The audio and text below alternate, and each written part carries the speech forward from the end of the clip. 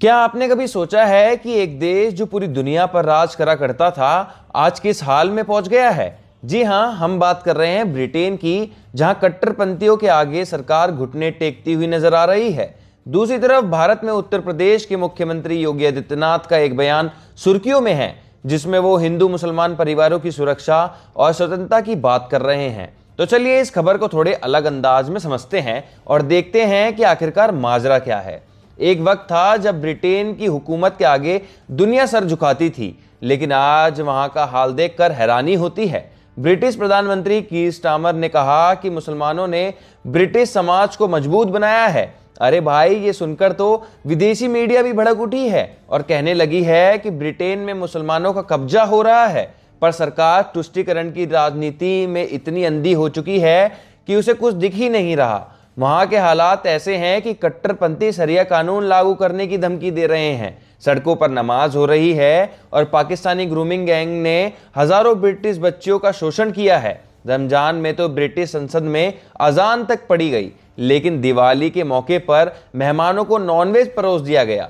ये सब देखकर लगता है कि ब्रिटेन एक खतरनाक रास्ते पर चल रहा है, जहां बम हर तरफ बिछे हुए हैं और कभी भी धमाका हो सकता है। अब सवाल यह है कि क्या भारत को भी इससे सबक लेना चाहिए? अब आते हैं योगी आदित्यनाथ के बयान पर। उन्होंने कहा, एक मुस्लिम परिवार 100 हिंदू परिवारों के बीच सबसे सुरक्षित है, उसे अपने मजहब को मानने की पूरी आजादी है।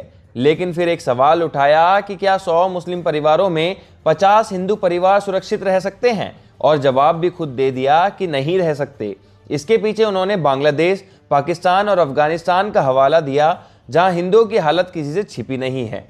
योगी जी का कहना है कि उत्तर प्रदेश में सब बदल गया है। 2017 से पहले दंगे होते थे, हिंदुओं की दुकान जलती थी तो मुसलमानों की दुकान भी जलती थी, हिंदुओं का घर जलता था तो मुसलमानों का भी घर जलता था।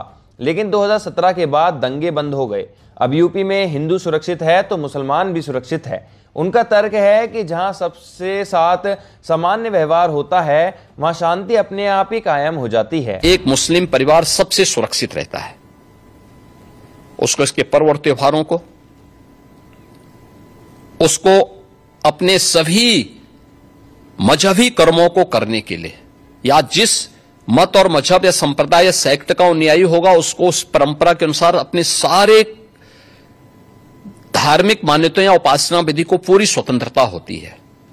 लेकिन मैं कहता हूं 100 परिवारों के बीच में, एक हिंदू की बात तो दूर करिए, 100 मुस्लिम परिवारों के बीच में 50 हिंदू सुरक्षित रह सकता है क्या? नहीं रह सकता। अब बांग्लादेश आपके सामने उदाहरण है, इससे पहले पाकिस्तान उदाहरण था, अफगानिस्तान में क्या हुआ था। ये चीजें दिखाती हैं और होशियारी यही है कि कहीं धुआं उड़ रहा हो या किसी को ठोकर लग रही हो तो हमें ठोकर लगे इससे पहले हम संभल जाएं। तो वही संभलने के लिए बोला जाता है।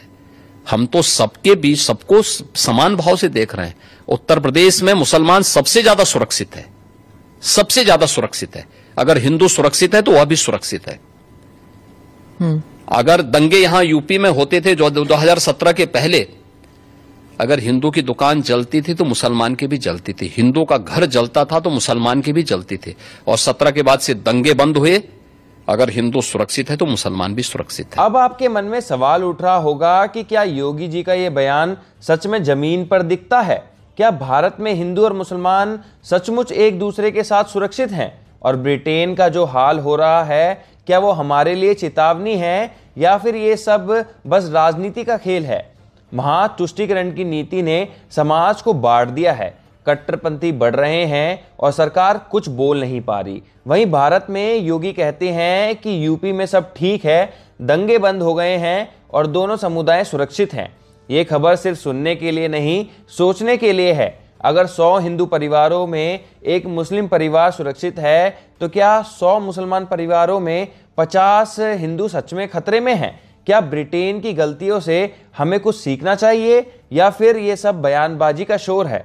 सच में सच ढूंढना बहुत ही ज़्यादा मुश्किल है। अपनी राय कमेंट सेक्शन में ज़रूर दीजिए, क्योंकि असली बात वही है जो आपकी ज़ुबान से निकलती है। तो आप क्या सोचते हैं? अपनी राय कमेंट सेक्शन में ज़रूर दीजिए। मिलते हैं एक और नई वीडियो के साथ, तब तक के लिए जय हिंद, जय भारत।